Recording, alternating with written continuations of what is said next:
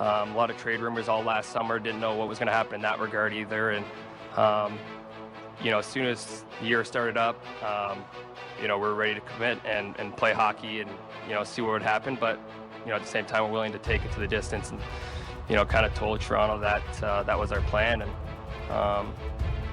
I was so grateful to play there for 9 years. I said it at my end of the year interview there that it took a risky pick on a small kid from Toronto that was forever grateful to be able to wear a Maple Leaf jersey and forever to be able to play in front of some of the greats that ever wore that jersey. But just now it's being a family man, a father. We thought our time was ready to look somewhere else and find a new home and find a new place to grow our family. And like I said, I'm so grateful to be here and so happy to be a part of this team. So the question I have off the back of that is, he said 1 or 2 years off the top, right? And I saw our boy Bunkus talking about this a little bit today on his show about just the blame that falls for not getting anything out of this on Shanahan. And the belief of like, we're going to keep going back to the well and like everybody's safe. We're not going to. Was that 2 years ago or was that 3 years ago that he said that? It was 3 years ago. I think 2 years ago. Was 2 years ago was Boston or no? 2 years ago was when they lost to Florida in the second round. Or no, that's right. 3 years ago. No, I guess, yeah, it was 3 years ago. Yeah. 2 years ago was Boston. 7 games. Pasternak overtime. Cut to the backhand off of Morgan Riley. Yeah. I So don't remember that what is your question? So how much of the blame for the way that this is perceived is on Brandon Shanahan? And that's what I want to know. Because I think Mitch is taking it really tough right now, and I'm part of it, fully admit that. But I do think that the outgoing president and his lack of, not lack, but like just not giving in to trading him and wanting to be right about this really cost the Leafs some futures. Yeah. Like, he wanted to be right. He'd rather lose and be right than, be wrong and trade him, which is really frustrating as a fan. Yeah, it takes a big man to admit that the plan hasn't worked and Correct. the whole sunk cost thing and just eat it like that. I definitely think that is a part of this.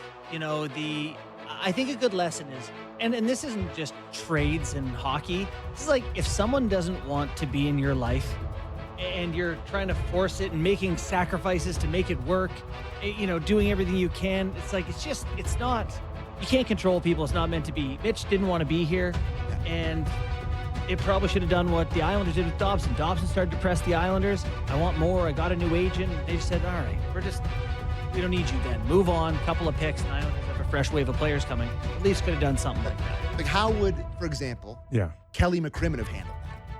Like, if you look back, if it was like him in Vegas in the Bizarro world where he's like not committing to being there, is no trade, like he would have been traded 100%. 100%. To get back to your original question, the majority falls on Brendan Shanahan.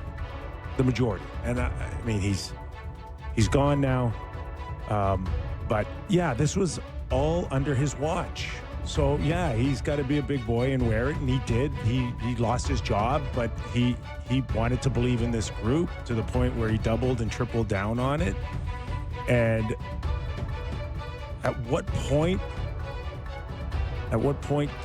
should they have seen some red flags?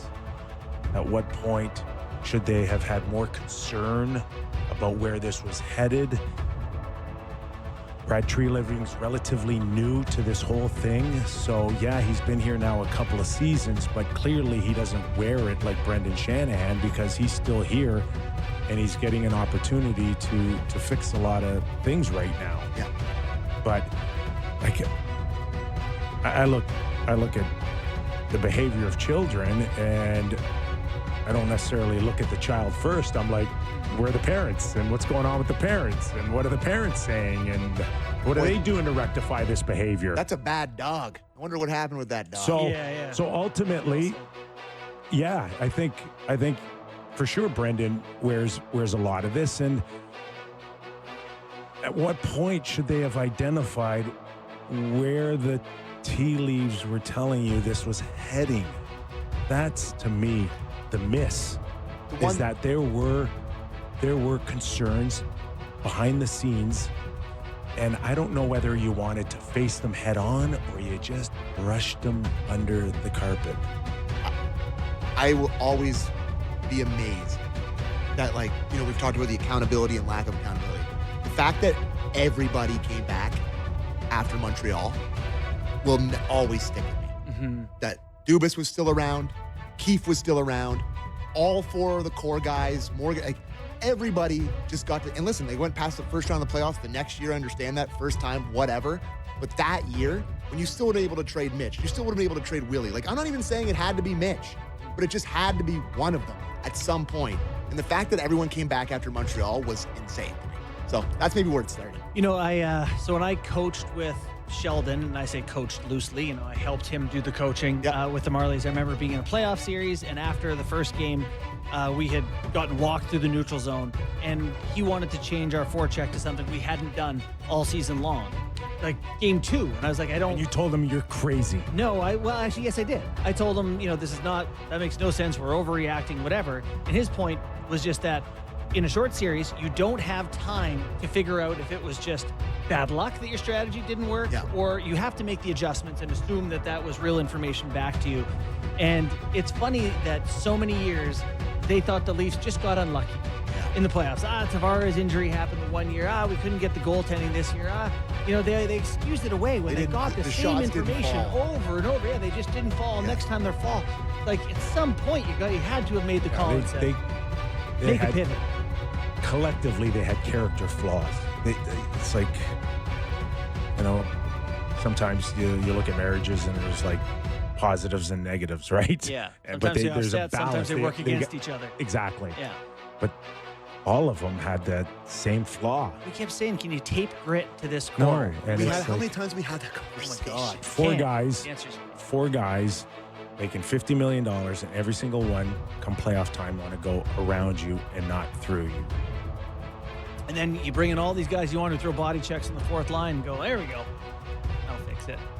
Like, no, those guys aren't on the ice enough in the big moments for it to matter. So. Did you want to hear anything from Crimmon about the trade at all? Sure. Yeah, okay. I put 3 in there. Well, let's do the first one, Derek, on the process to trade for Mitch. Clip 1. You know, with respect to Mitch, we've had discussions with Toronto, you know, going back a long time where we would have been interested in acquiring Mitch Marner. We had discussions at the trade deadline that were initiated by Toronto where they were trying to do a trade that involved another team. We weren't able to make it happen.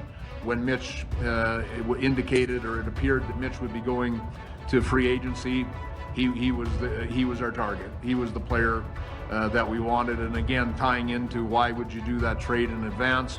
We wanted to eliminate other teams. We wanted to be able to create a one-on-one relationship with his representatives.